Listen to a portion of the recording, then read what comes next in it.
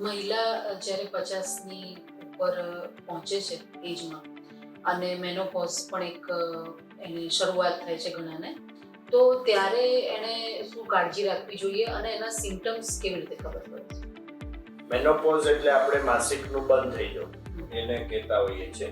એટલે લગભગ 50 વર્ષની ઉંમરની આજુબાજુ આપણા ભારત દેશનો એક કટ ઓફ ઉંમર છે કે 50 પછી મેનોપોઝ અવસ્થામાં આવતા હોય છે બહેનો. હવે એની અંદર મેઇન ફેરફાર છે હોર્મોનનો સુકાઈ જવો.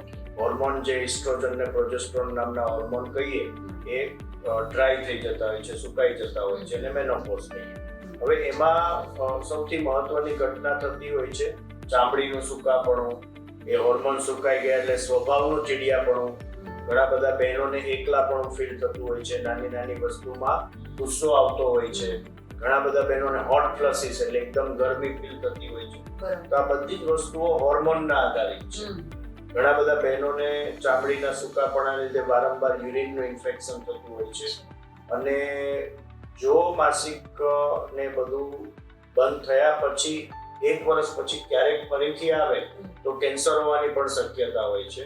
એટલે આવા બહેનોને આ બધી જ તકલીફો મેં વર્ણવી એવી કોઈ પણ અસર જણાય તો ચોક્કસ હોર્મોનની સારવાર પણ ઉપલબ્ધ હોય છે. સોનોગ્રાફી દ્વારા કેન્સર કેવું કંઈ થતું હોય તો પણ જાણી શકાય છે. પેપ્સમિયર ટેસ્ટ દ્વારા પહેલેથી એની માહિતી લઈ શકાય છે.